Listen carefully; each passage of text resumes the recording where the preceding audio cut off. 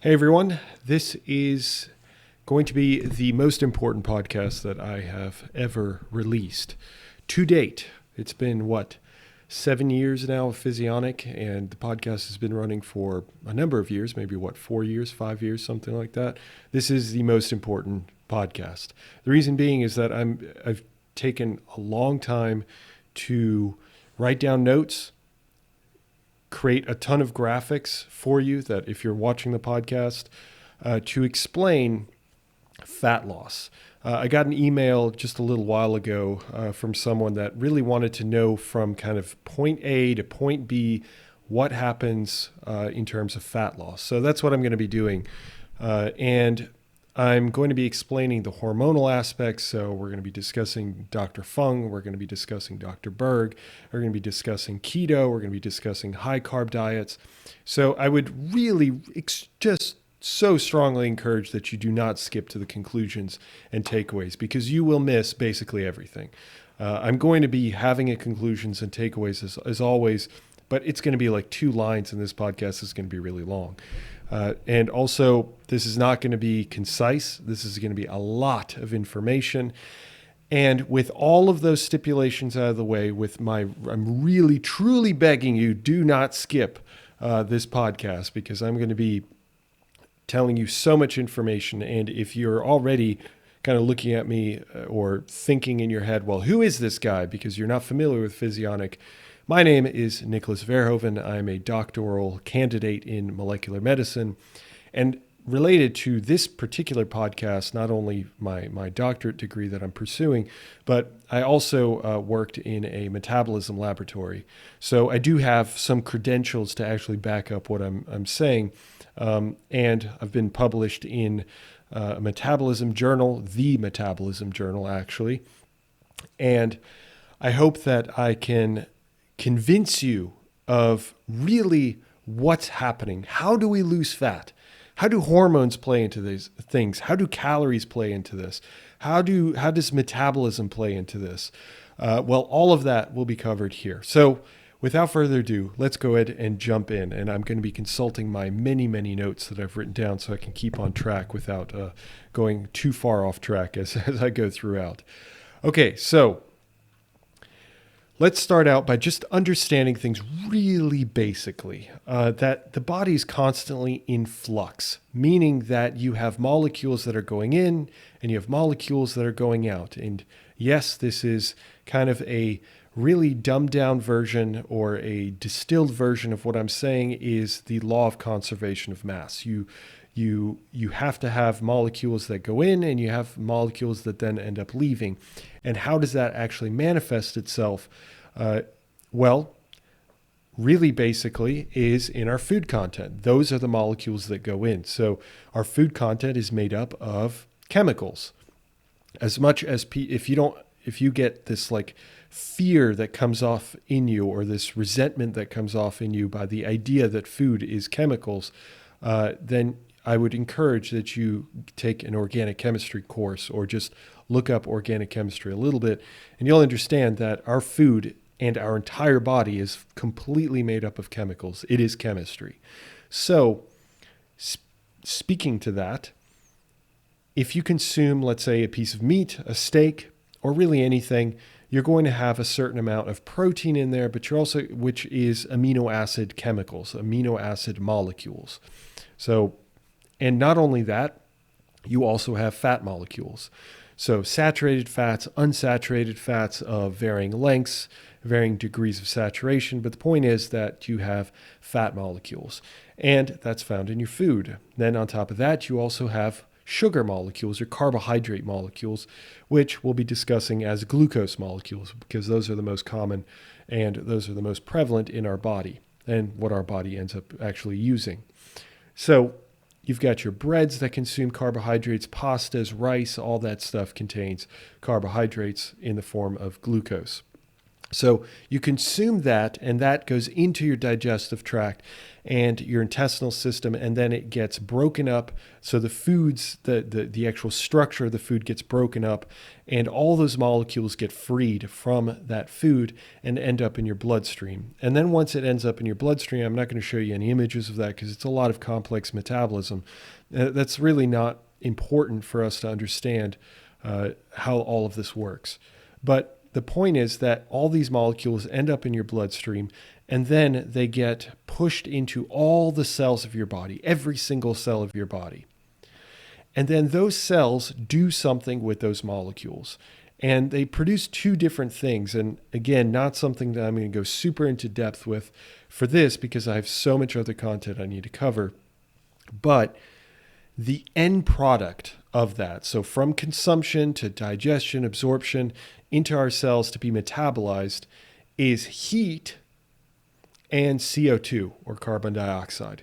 So we breathe out a lot of the molecules that we end up, or really most of the molecules that we end up consuming. And we also produce heat, which is in the form of adenosine triphosphate, which is a cellular energy molecule, ATP. And when we use that, when our cells use that energy, they liberate heat. And that's where we get this measurement of heat. So this isn't a full encompassing education, but the point is that you have molecules that come in and you have molecules that come out. They just get converted to a different type of molecule. That's it. That's what I want you to know. Just kind of starting out. Okay, so now looking into the bloodstream itself. In the bloodstream, you have our fat molecules that we've just consumed, as well as our carbohydrate molecules that we've consumed.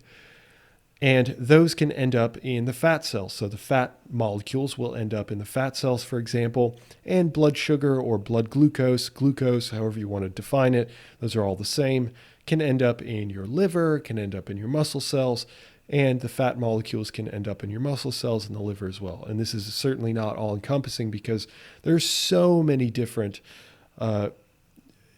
tissues that end up consuming or taking up all of this stuff to end up metabolizing it. But the point is that these molecules go from the bloodstream into the tissues. Now, I'm going to be focusing in specifically on fat cells or fat loss, fat gain and fat loss, because that's what seems to be of most importance to most people. That's what I get asked about the most. So if we just focus in on fat cells, which are independent of fat molecules, I've said this many times before, but it bears repeating because I don't want this to get confused, that your fat cells contain billions of fat molecules. So the intake of fat molecules and the release of fat molecules is a constant process for these fat cells. And that's why at the beginning I said that our body is constantly in flux, meaning that there's not quite an equilibrium, but there is a constant intake and efflux or release of fat molecules from these fat cells, which leads us to maintain the amount of fat that we have on our body. So for fat loss on a really basic scale, although highly applicable, is that we've got our fat cells, and the amount that's released from the fat cells is greater than the amount that's taken in by the fat cells. So the amount of fat tends to increase in terms of its release from the fat cells as opposed to the intake. And that ultimately leads the fat cell to shrink, and therefore we see fat loss on our body when we look in the mirror, when we step on a scale or whatever it might be. Fat gain, as you can likely imagine, is the exact opposite, right? You have more fat molecules being taken up by the fat cells and less is being removed from the fat cells. So this leads to an engorging of the fat cells. Now, let's start to talk about hormones. Let's start to sprinkle in hormones here. This is where Dr. Fung, Dr. Ekberg, Dr. Berg, all of these different doctors have mentioned insulin. they've mentioned various hormones, but they specifically focus in on insulin. They've mentioned cortisol as well, but insulin is the big one that they always harp on. So let's discuss it.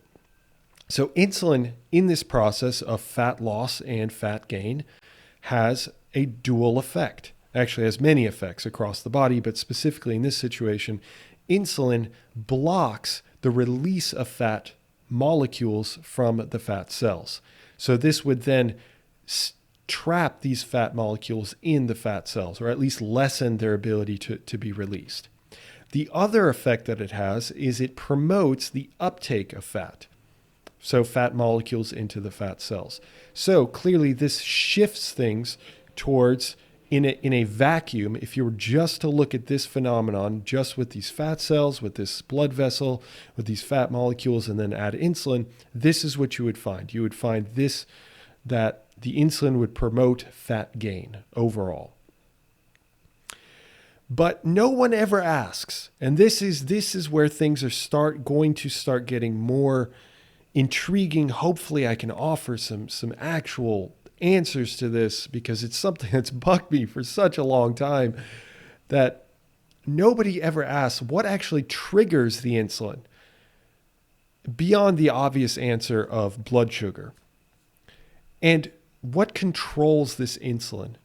And what controls insulin is, at least in a great part, maybe not completely, but a great part, is based on metabolism. And I'll explain exactly how as we go forward. So metabolism not only controls insulin, but it controls other hormones. It controls glucagon. It controls GLP, glucagon-like peptide. It controls ghrelin. It controls what's another one? Peptide YY, neuropeptide Y, AGRP, leptin. It controls all of these different hormones to some degree, some to more than others. Like ghrelin, for example, is one that might get released by stretch receptors. The same would be true for leptin, which is a sensor for fat molecules, as well as the amount of fat that we have in our body, as well as metabolism. But overall, metabolism definitely has its hand in the cookie jar and has an effect on these hormones in general.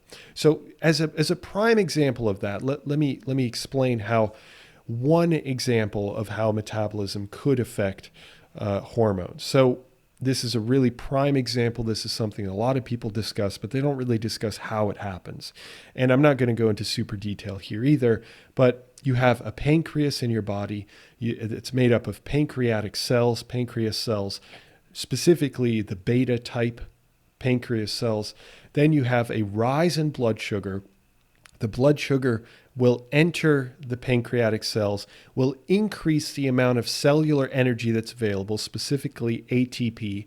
This will lead to a bunch of downstream effects that I have not shown here, but ultimately you get the release of insulin. So blood sugar increases in blood sugar, release insulin from these pancreatic cells. And the insulin is then in the bloodstream. It can affect all these different other organ systems. But the point is that ATP levels are the things that end up increasing, as well as a few other factors, and lead to this release of insulin. So here we've got an example of metabolism as defined by the molecules like glucose, fat, as well as ATP, so the actual cellular energy itself. Okay, so what is metabolism in terms of the entirety of your body, however?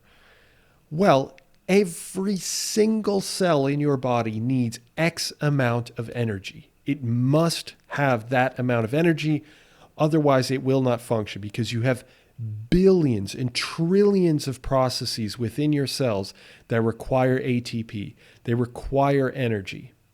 They require cellular energy. So they have to constantly be taking up blood sugar, and they have to constantly be taking up fats to transform those molecules to eventually kind of take up or create this cellular energy out of the glucose, out of the fat molecules. And in that process, they're transforming the chemical structure of the glucose and of the fat molecules. That's done through glycolysis and beta oxidation and oxidative phosphorylation for anyone who's interested in the actual pathways themselves. But that means that every single one of these cells, and I've got a diagram here of many cells, but this is it's such a minute scale. Really, we're talking about trillions of cells inside your body. All of those added up with the use of the ATP that they need. Remember, ATP leads to this release of heat when you use the ATP molecules. All of that can be quantified in calories. That's why we use calories. We also use kilojoules or joules. It's a similar process. We're just measuring the amount of heat that's released. And there are other mechanisms to estimate that as well, but I'm just focusing on it in a really simple way, what's called direct calorimetry. So these cells produce X amount of heat, and you can measure that, right? Your temperature should be at 98.4 degrees or whatever it is, and it can fluctuate just a little bit, but your body produces X amount of heat. And that's because where does that heat come from? You have to ask yourself that. And that is coming from your cells, all of your cells. Every single one of your cells is emanating a certain amount of heat. And all of that can be quantified into a particular number. And that number we use as a proxy for metabolism. So whatever that number is, which is also called the total daily energy expenditure. But whatever that number is, it doesn't matter. I'm not going to throw a number out there. But for some people, it's 2,000 calories, the standard amount. For me, it's up around 3,400 to 3,600. It's usually around 3,600 calories, but that's because I'm a man. I'm 6'6". I'm 230 pounds. I weigh a lot. I'm a large human being. So that's why my metabolism is so high. But for a woman, for example, or a smaller individual, it might be 1,800 calories or it might be 1,400 calories. But that number is a measure of all of the metabolic processes that occur within your entire body, all of the cells. So now if we look at this and we take that number as a proxy of our total metabolism, I'm going to create this small bar graph. And where this line is, this dotted line, and I apologize to those of you that are just listening to the podcast, I would really recommend that you pop on over and watch. This dotted line is what your body requires to maintain its weight. So it maintains the flux of these molecules. It maintains the flux of the fat molecules and the blood sugar molecules. That is all represented in here. And it also represents, obviously, the hormonal control, which we'll be returning back to in just a second. So if you consume enough to fulfill that number, and granted, it will shift a little bit because it's hard to say that a biological being is going to be 1,700 calories. This is it. It's always 1,700 calories. But if you take the average of all the numbers day to day, it's going to average out to a particular number. And that's what we're representing here. So if you always consume up to this line, you are in perfect balanced flux, that the molecules you're consuming are then also being converted into energy and also being converted into CO2, and then you end up releasing it at some later point. So that's the efflux and the influx. So when we lose weight, when we want to lose fat specifically, we have to be in a calorie deficit. Bear with me if you don't believe in calorie deficits. Just please bear with me. So you have to be in a calorie deficit. Or if you're gaining weight, fat specifically, and I'm going to limit it to fat even though there's muscle gain and all that, but fat gain, you're over-consuming above what your cells need. So you have a X amount of cells in your body, they need X amount of energy, and if you are consuming consistently above that, that leads to fat gain. So we're going to see what that looks like or why that might occur, especially from a hormonal standpoint. And then you've got your maintenance. Okay, so let's look at our maintenance again. This is very similar to what I just showed you earlier, but you have for your maintenance, this is the required amount that you need to maintain your body. So the flux inwards, and I'm just using fat cells as one example, although this applies to a lot of different organ systems or a lot of different tissues. You've got one or just X amount of fat molecules that are going into the fat cells, and because this requires a demand for fat, it requires a demand for energy in general, but it can come from fat, or it can come from blood sugar, or it can come from glucose in general. But normally we attribute it to fat because we have so much more fat than we do sugar, blood sugar, glycogen. So you have some fat that goes into these fat cells, and you have some fat that's released from these fat cells because there's a call from metabolism through hormones that tells these fat cells that they need to release X amount because the other cells of the body need to be taking up these fat molecules to produce energy, to fulfill this function, this total daily energy expenditure, this maintenance level. So now let's look at what happens with fat loss. And I'm going to be describing a few different hormones, specifically really popular ones. Okay, so with fat loss, again, we're consistently consuming under what our body has established what it needs, or what we've established through kilocalories, kilojoules, joules, however you want to. Even if we were just to get rid of those, this is physics that we're applying biology to physics. Okay, so that's what I'm trying to reconcile here. So with fat loss, we're consistently under-consuming what we have to be consuming. Remember, this is the total amount that we should be consuming to maintain our weight, or the amount of molecules that make up our body. And here, we're now at a deficit. So the amount of molecules that we're consuming is up to this point, but it falls shy of what the total amount that we need. So if we look in a microscopic level, looking at fat tissue, the fat molecules that are going into the fat cells are less than what's being effluxed or released from the fat cells. And that's because this amount has to be made up for somehow, because the rest of the body needs the energy. This is non-negotiable. This line is non-negotiable. It's not like your metabolism can just be like, well, you know what? Let's just shut off for a while. It doesn't work that way. It has to stick to this point. And yes, there's going to be variability down the road, but I'm looking at things from, let's say, within a few weeks, for example. But of course, there's going to be adaptations and whatnot. I've covered that in other content as well. But overall, you're not going to see a massive drop in like a day or a couple days or anything like that.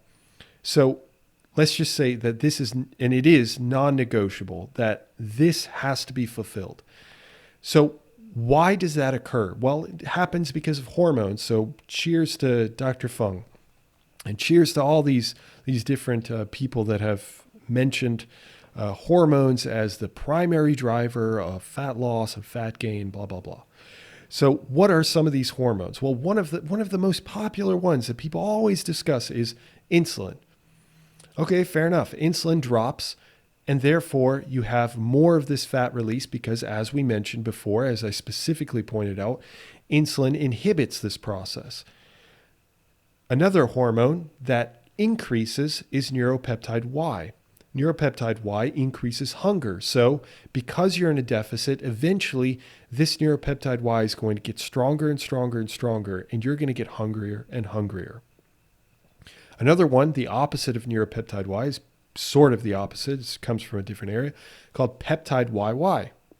This one decreases because this one actually increases fullness. It reduces hunger. So naturally, this is going to reduce because your body's starting to fight back because you're getting away from the set point. So it fights back by releasing all these hormones. But the driver for the release of those hormones is metabolism. It is the lack of consumption. That is the driver. Okay, I'm getting passionate because I really need you to understand this because this is where people stop. This is where all the quote unquote, let me cut this off. This is where all the quote unquote experts keep just stopping. They're just hormones, done. Insulin, drop insulin. I'm going to explain that. I'm going to explain the drop in insulin and how we can reconcile metabolism with all that stuff. Because really, we need to take that extra step so we can reconcile the calories in, calories out equation, the physics of the matter, the law of conservation of mass, and law of thermodynamics, and what we're seeing with these hormones. Okay, so leptin decreases because, again, you're in a calorie deficit. You're losing more fat molecules. So you're not in this balanced flux. You are losing more of these fat molecules. And this leads to a decrease in the release of leptin. Okay, but what about fat gain? Well, it's the exact opposite. Metabolism is satisfied. You're hitting this threshold and you're even going over. And we have fewer hormones that actually protect against fat gain. We have more hormones that protect against fat loss. If that's evolution, whatever you want to say, I'm not even going to speculate on that because it just doesn't matter, at least not for this story.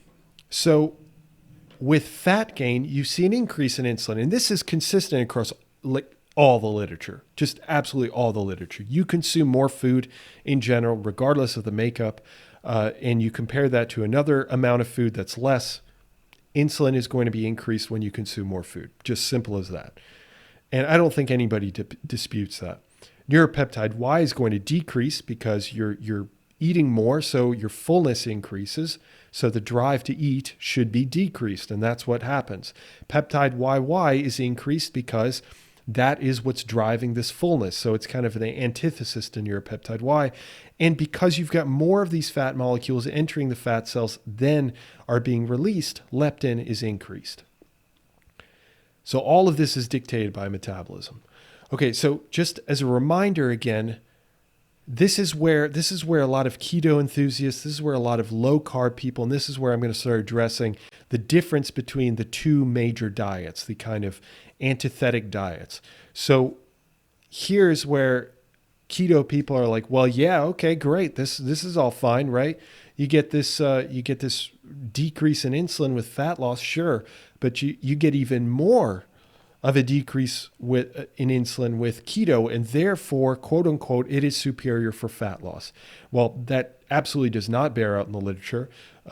If you look at the data, which I have a video on that, where I look at multiple studies, and it's incredibly consistent that keto does not lead to greater fat loss.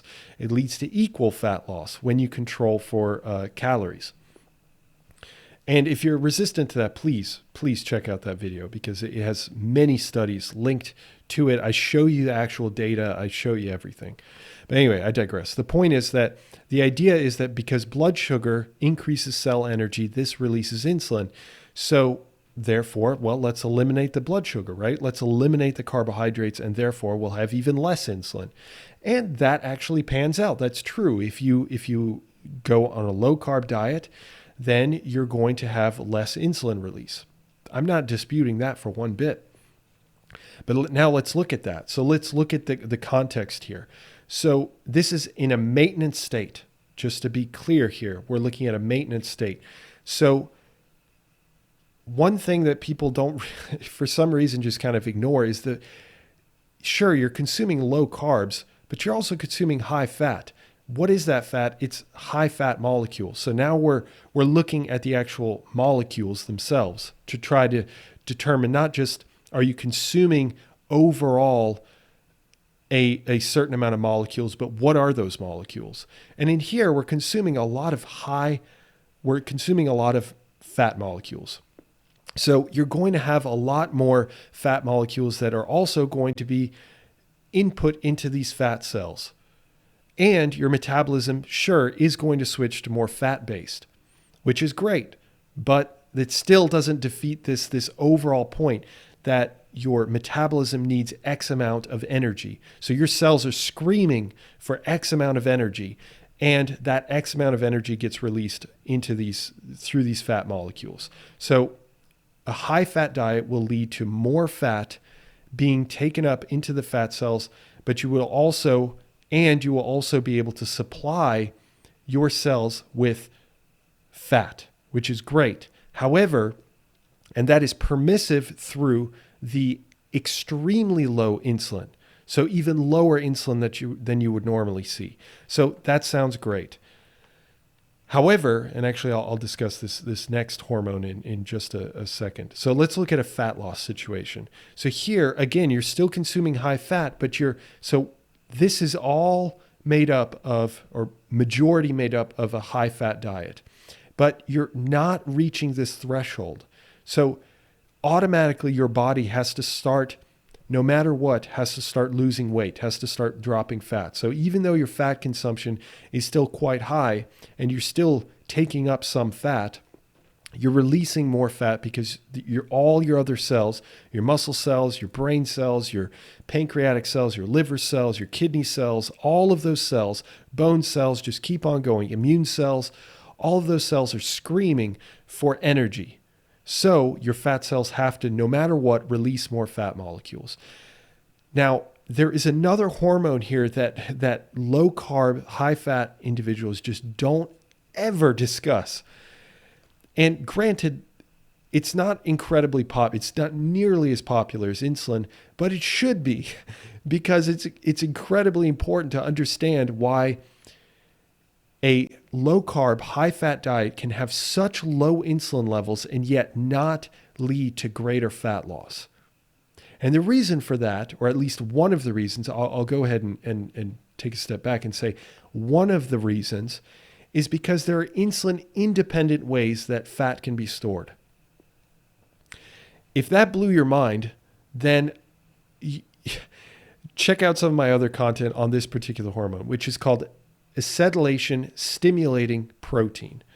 And this is specifically upregulated when you consume high fat, not low carbs, or not high carbs, my apologies, not high carbs, but high fat. So this will increase the uptake of fat into the fat cells.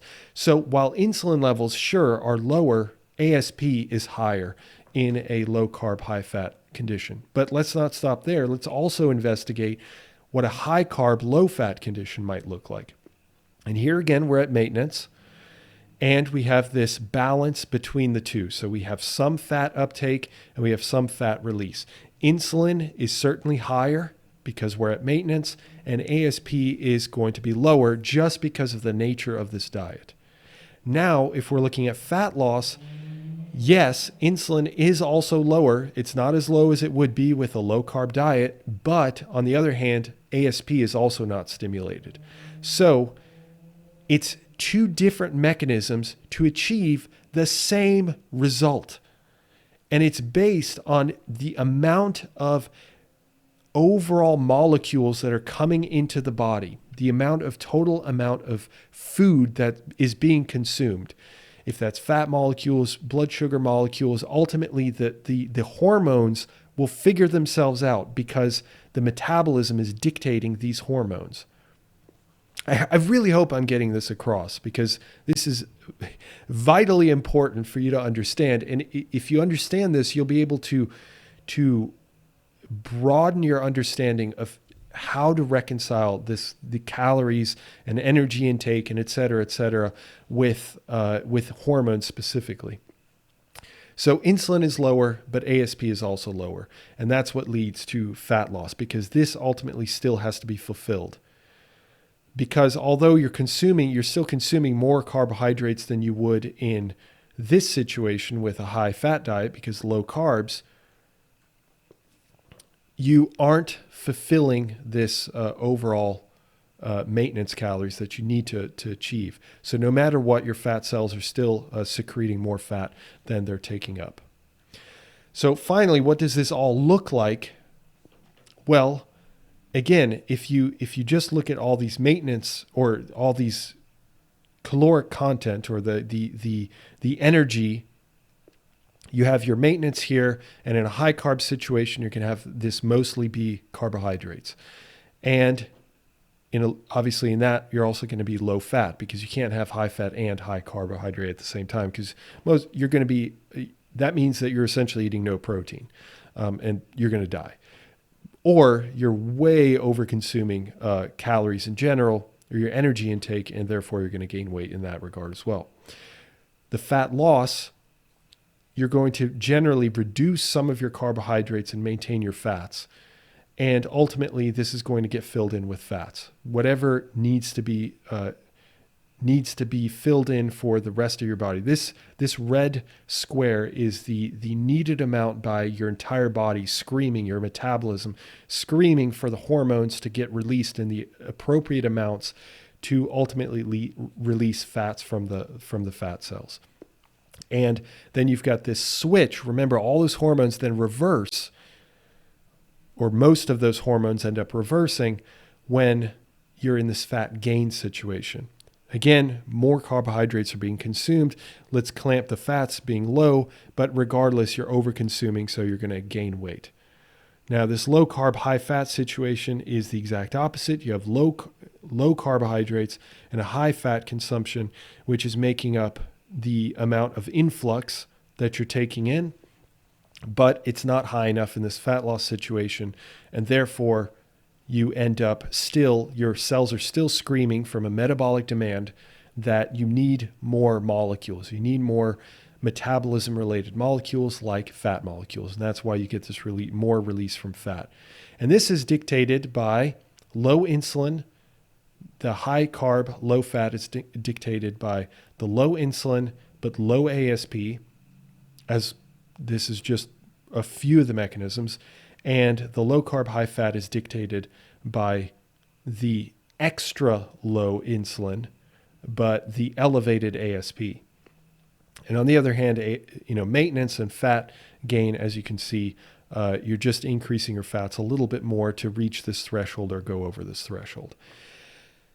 And this isn't to say that there aren't advantages to certain diets. This is just from a purely fat loss standpoint. And the ketogenic diet, or a low carb, high fat diet, has advantages that I didn't discuss, but they do have advantages like increased satiety, because fat molecules tend to be more satiating. They reduce hunger. So if you've had success with that, congratulations. I'm not at all taking that away. I have so much content on keto and low carb diets, and I've shown that they're highly effective. But the point is that we have to be able to understand this framework of how metabolism dictates our hormonal patterns that then dictate the release of fat molecules from our fat cells, as well as the uptake of fat molecules by our fat cells.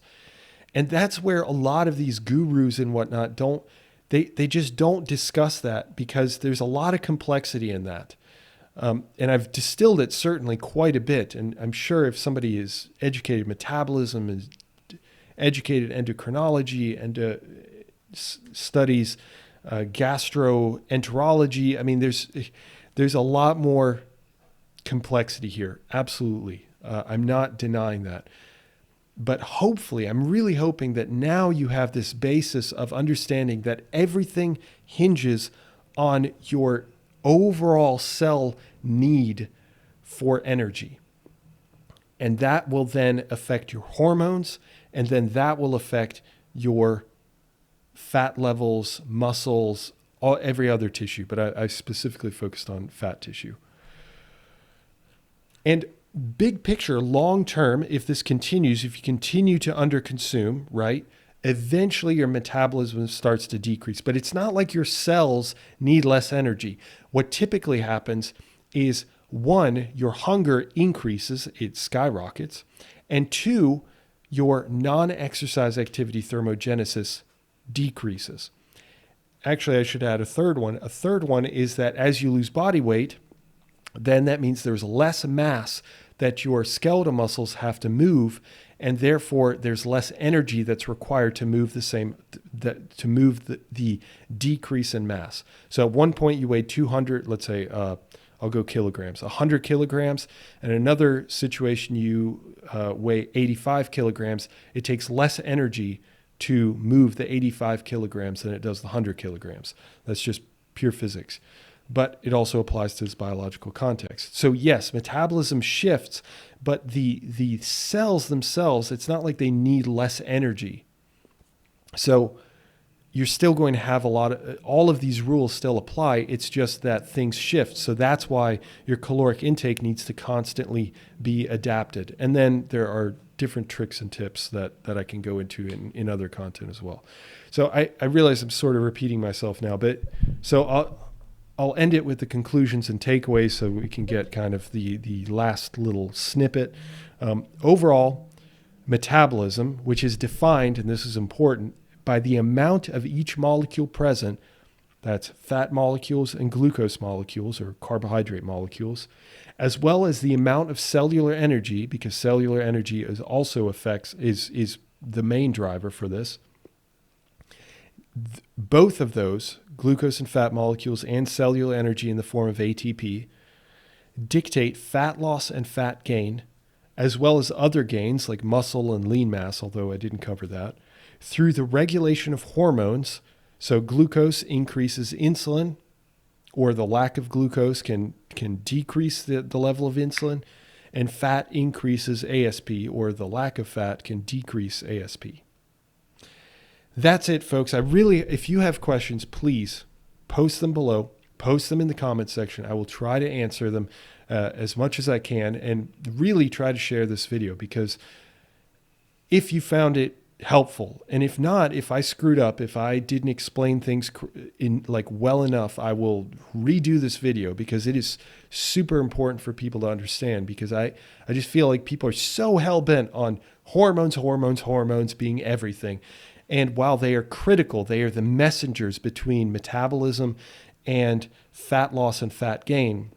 They are not, there's pieces missing that we need to address to be able to reconcile this energy intake issue that people constantly dismiss, which is absolutely true, and this hormonal hypothesis that people throw out there willy-nilly without actually explaining the mechanisms, because if I'm completely honest with you, I don't think that they fully understand the mechanisms. But I digress. Anyway, thank you for listening. Hopefully you didn't get too wrapped up in my passion there, but and hopefully it was helpful. And with that, if you went through the entire podcast, kudos. Freaking awesome. I really thank you. I really appreciate it. And hopefully you learned something. Okay. I will catch you in the next one. See ya.